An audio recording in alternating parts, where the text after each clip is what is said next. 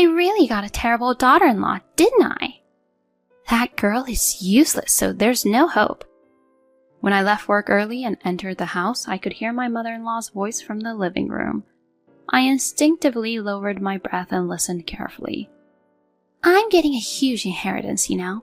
Since I'm receiving it, there's no need to be stingy, right? After all, I'm doing most of the housework, you know. I even ironed that girl's shirts for her. Well, I have to admit, I'm doing it to spend her inheritance. But still, I'm doing it. It seems like she's talking about me. My mother-in-law is talking about me. But I'm taken aback by her tone. My usual mother-in-law is very kind and considerate, even taking the initiative with household chores. I've never heard her speak like this before.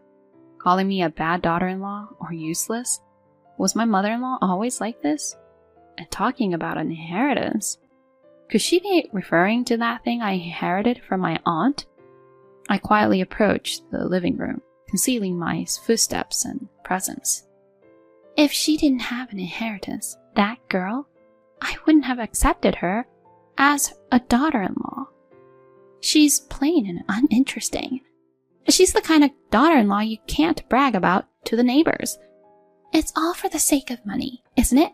Endurance, it's all about endurance. During all this time, my mother-in-law had been constantly making derogatory comments about me. I wonder who she's talking to. I discreetly peeked inside and saw the person she was talking to.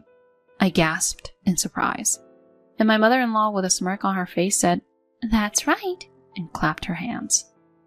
She passed away, leaving an inheritance for that girl. She was her niece, you see. But the truth is... I felt like screaming as my mother-in-law spoke, but I quickly covered my mouth. No way. Can that really be? My name is Arya. I'm a 28-year-old housewife. I met my husband, Luke, through a coworker's invitation to a group date. We got to know each other at the mixer, and we hit it off, starting a relationship. I lost my parents in an accident when I was young, and my father's sister, Caroline, raised me.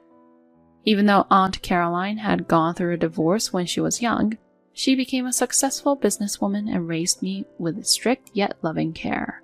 She put me through college, and when I received my first paycheck as a working adult, I treated her to a meal as a token of my gratitude.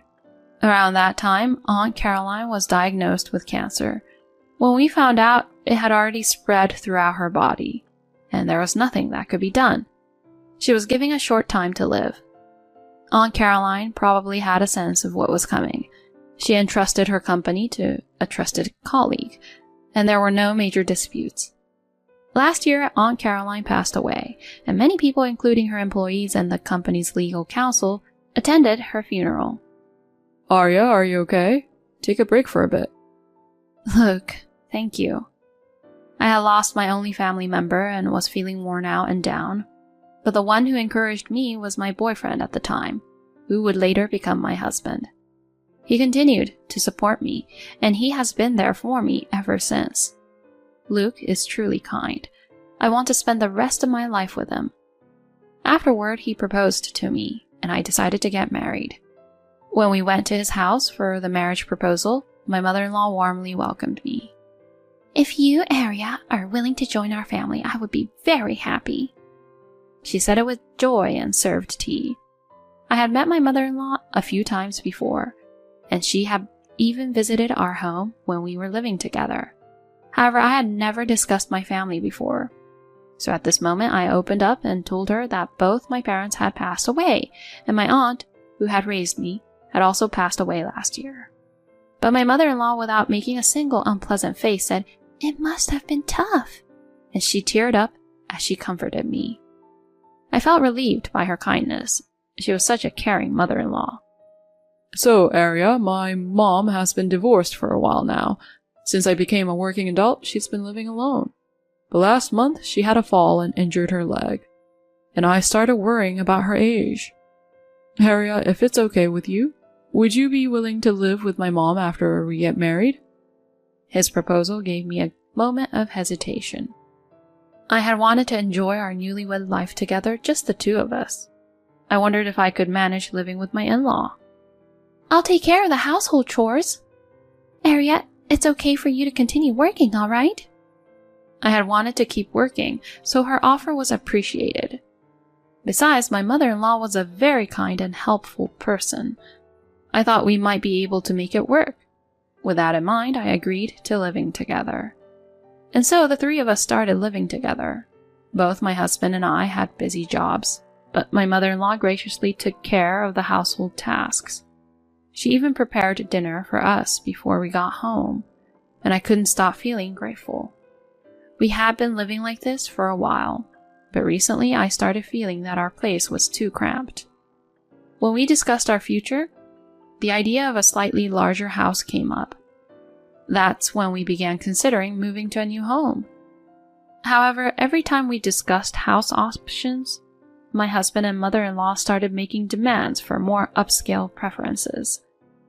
Thinking about having children in the future, it's better to have more rooms, right? And the living room should be spacious too. In that case, considering Mom's future and to prevent further injuries, wouldn't it be better to have a barrier-free design? If we do that, the house should be reasonably spacious inside as well.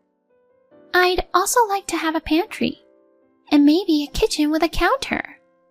My mother-in-law and husband were enthusiastically making suggestions about the house. It seemed like the cost might be higher than I had initially thought.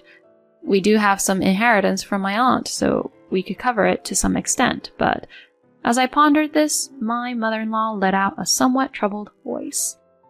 Recently, there has been an increase in foreigners, and the security isn't great. Around here, the security is good and it's safe, isn't it? The location she pointed out on the map was a high-end residential area. I cautiously suggested that this might be a bit difficult, but my suggestion was met with a shake of the head. My mother-in-law expressed concern that if we had children and lived in an area with poor security, they wouldn't be able to play outside and it would be tough for them. She mentioned that I also had late work days, so it would be best to be in a safe place. She emphasized that she was thinking about my well-being, and my husband agreed with her. I want to protect my family. Let's move to a place where we can feel even a little safer. And so I was somewhat forcefully persuaded, and we ended up choosing a considerably expensive property. Then one day, I was feeling under the weather with a slight cold. Despite that, I had work that needed to be done, so I went to the office on a holiday. However, my fever started to rise around midday, and I began feeling dizzy, so I decided to leave work early. When I arrived home and opened the front door, I could hear my mother-in-law's voice coming from the living room. I really got a terrible daughter-in-law, didn't I? She's absolutely useless. I couldn't believe my ears at the words I was hearing. I instinctively held my breath at the entrance and strained to listen. I mean, she's inherited a huge inheritance, so couldn't she be a bit more generous with the new house? There's no need to be so stingy. I do most of the household chores, you know. I even iron that girl's shirts. But even though I say that, I'm enduring it, all for the sake of using that child's inheritance. That girl apparently means me. My mother-in-law was indeed talking about me, but her words left me in shock. My mother-in-law is usually very kind and considerate, and she would even take the lead in doing household chores. This was the first time I had heard her speak in such a tone. Calling me a terrible daughter-in-law or useless? Was this really the same person I knew as my mother-in-law? And the mention of inheritance, was she referring to the inheritance I received from my aunt? Carefully concealing my footsteps and presence, I quietly approached the living room.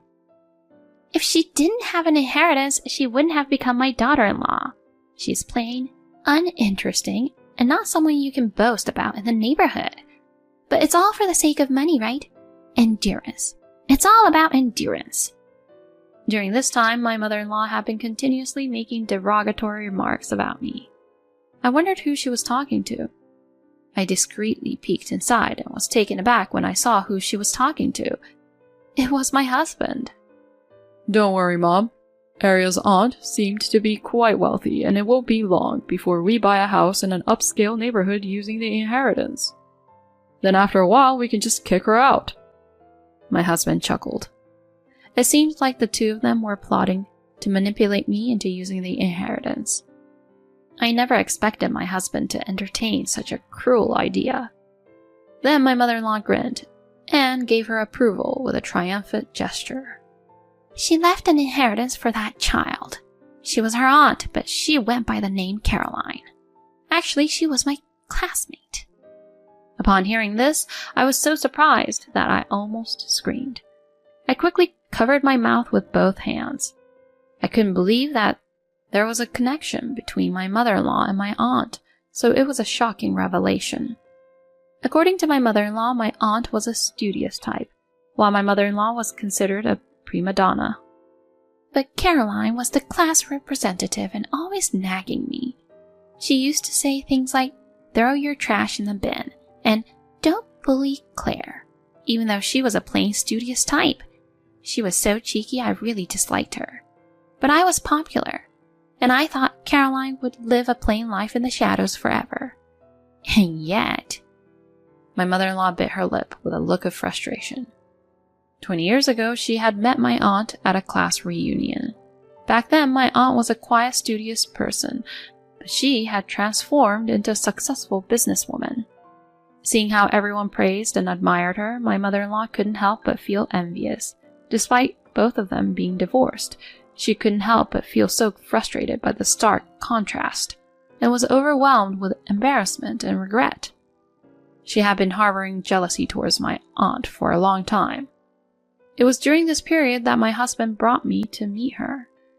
She thought I looked somewhat like my aunt since we had the same last name. She didn't think it was possible, so she probed her classmates. However, before they could meet in person, my aunt passed away. It seems my mother-in-law had concocted a scheme to exploit the inheritance, using the lie about her injury and my sympathy to gain an advantage. I'm glad you noticed the inheritance, Mom. Without it, I might not have married Arya. Right? When you two were living together, there was a time when I went to your room. I secretly checked Arya's bank statement. That's when I saw a substantial amount of inheritance had been deposited. As I watched the two of them laughing together, I was shocked. But gradually, a simmering anger welled up within me. So both of them were after my inheritance, huh?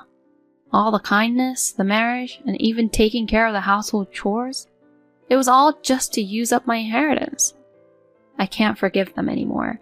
Just you wait. I'll pay you back double. No, I'll pay you back double. The next day, I said to them with a smile, I found the perfect place for both of you. I've already paid the down payment. When I conveyed this to my mother-in-law and husband, they were overjoyed, exclaiming, It's a house in an upscale residential area. On moving day, I had to go to work in the morning due to job commitments, so I was out only in the morning. When I returned, all my belongings had been dumped in the trash area. Inside the house, the keys to the new home, the expensive furniture, my husband and mother-in-law's things, everything was gone. There was nothing left except a divorce certificate placed on the floor as if to say, You're no longer needed. I called my husband. What is going on here? We have a new home now, so you're no longer needed. When my husband answered the phone and heard my voice, he started laughing. Then he handed the phone to my mother-in-law. I'm sorry, Arya. I originally hated you because you looked so much like Caroline. The house has already been sold, so if you don't want to get caught for trespassing, you'd better leave right now. But... Shocked, I was about to say something, but my mother-in-law, looking satisfied, hung up the phone while laughing. Well, I guess I should leave quickly, I muttered to myself and turned off my smartphone. The next day, when I turned my smartphone back on, I was surprised to see a huge number of missed calls. As soon as I powered it up, another call came in. It was from my husband. Why aren't you at your parents' house? Luke's voice sounded tired as he spoke. You said you sold that house, didn't you? Have you already forgotten? I've been looking for you. What's up with that new place? My husband was furious and yelling over the phone. In reality, our new home, while in an upscale neighborhood with a standalone house, was the cheapest option in the area.